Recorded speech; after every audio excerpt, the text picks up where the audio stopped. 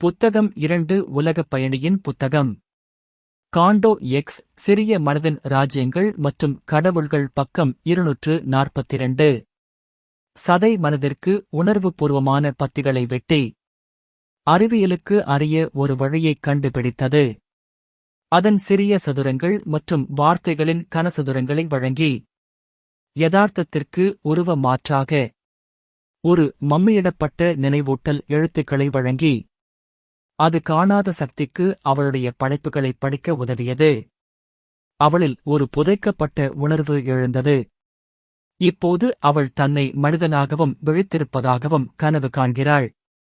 ஆனால் அனைத்தும் இன்னும் ஒரு மொபைல் அறியாமை, இன்னும் அறிவு வந்து பிரபஞ்சமாக காணப்படும் இந்த பெரிய கண்டுபிடிப்பை உறுதியாக புரிந்து கொள்ள முடியவில்லை. தர்க்கத்தின் கடினமான இயந்திரத்தின் நிபுணர் ஆன்மாவின் மீது அதன் கடினமான செயற்கை திறனை திணித்தார். கண்டுபிடிப்பாளர் புத்தியின் உதவியாளர் அது உண்மையை நிர்வகிக்கக்கூடிய துண்டுகளாக வெட்டியது. ஒவ்வொருவருக்கும் அவரவர் சிந்தனை உணவு கிடைக்கும். பின்னர் புதிதாக கட்டமைக்கப்பட்ட சத்தியத்தின் கொல்லப்பட்ட உடல் அதன் கலையால் ஒரு ரோபோ துல்லியமான மற்றும் சேவை செய்யக்கூடிய மற்றும் பொய்யான ஆவியின் விஷயங்களைப் பற்றிய நுண்ணிய பார்வையை இடமாற்றம் செய்தது. ஒரு மெருகூட்டப்பட்ட இயந்திரம் ஒரு கடவுளின் வேலையைச் செய்தது. உண்மையான உடல் எதுவும் கிடைக்கவில்லை. அதன் ஆன்மா இறந்துவிட்டதாக தோன்றியது. உண்மையை முழுவதுமாக காணும் உள்தோற்றம் யாருக்கும் இல்லை. அனைத்தும் மின்னும் மாற்றீட்டை மகிமைப்படுத்தின. பின்னர் இரகசிய உயரங்களிலிருந்து ஒரு அலை வீசியது. கிளர்ச்சி ஒளியின் ஒரு அற்புதமான குழப்பம் எழுந்தது. அது மேலே பார்த்து திகைப்பூட்டும் சிகரங்களைக் கண்டது. அது உள்ளே பார்த்து தூங்கும் கடவுளை எழுப்பியது. கற்பனை அதன் பிரகாசிக்கும் படைகளை அழைத்தது. அது கண்டுபிடிக்கப்படாத காட்சிகளுக்குள் துணிந்து பதுங்கியிருக்கும் அனைத்து அற்புதங்களும் இதுவரை யாரும் அறியாத இடத்தில் அவளுடைய அழகான மற்றும் அற்புதமான தலையை உயர்த்தி அவள் உத்வேகத்தின் சகோதரி குஞ்சுகளுடன் சதி செய்தாள்.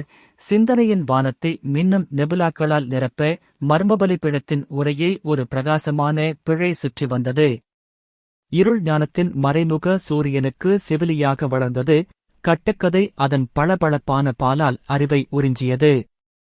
புத்தகம் 2 உலகப் பயணியின் புத்தகம். காண்டோ எக்ஸ் சிறிய மனதின் ராஜ்யங்கள் மற்றும் கடவுள்கள் பக்கம் 243. குழந்தை மங்கலான மார்பகங்களிலிருந்து ஒளிரும் மார்பகங்களுக்குச் சென்றது. இவ்வாறு வளரும் உலகில் சக்தி செயல்பட்டது. அதன் நுட்பமான கைவினை முழுவட்ட சுடரை தடுத்து நிறுத்தியது. ஆன்மாவின் குழந்தை பருவத்தை போற்றியது மற்றும் புனைகதைகளில் உணவளித்தது. அவற்றின் இனிமையான மற்றும் அமிர்த சாற்றில் மிகவும் வளமானது. அதன் முதிர்ச்சியற்ற தெய்வீகத்தை ஊட்டுகிறது. பகுத்தறிவின் சாற்றின் பிரதான அல்லது உலர்ந்த வைக்கோலை விட அதன் எண்ணற்ற உண்மைகளின் குவியலான தீவனம். இன்று நாம் செழித்து வளரும் பிளேபியன் கட்டணம்.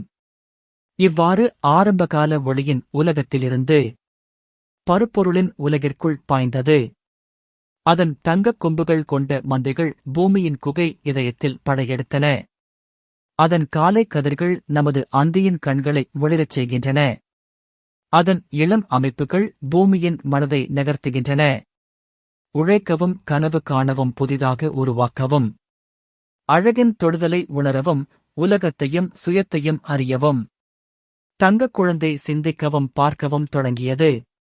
அந்த பிரகாசமான பகுதிகளில் மனதின் முதல் முன்னோக்கிய படிகள் உள்ளன. அனைத்தையும் அறியாமல், ஆனால் அனைத்தையும் அறிய ஆர்வமாக. அதன் ஆர்வமுள்ள மெதுவான விசாரணை தொடங்குகிறது. அதன் தேடல் சுற்றியுள்ள வடிவங்களை பிடிக்கும் போதெல்லாம் அது பெரிய விஷயங்களைக் கண்டுபிடிக்க நம்புகிறது.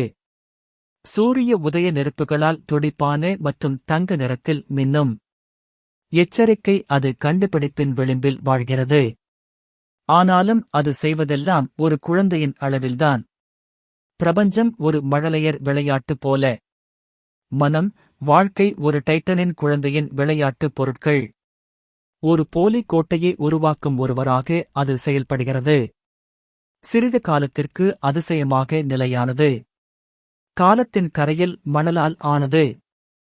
ஒரு அமானுஷ்ய நித்தியத்தின் கரையற்ற கடல் நடுவில் பெரிய வலிமை தேர்ந்தெடுத்து ஒரு சிறிய கூர்மையான கருவி. ஒரு கடினமான பொழுதுபோக்கு ஆர்வத்துடன் பின்தொடர்கிறது. அறியாமையை கற்பிப்பது அவளுடைய கடினமான பொறுப்பு. அவளுடைய சிந்தனை ஒரு அசல் அறியாத வெற்றிடத்திலிருந்து தொடங்குகிறது.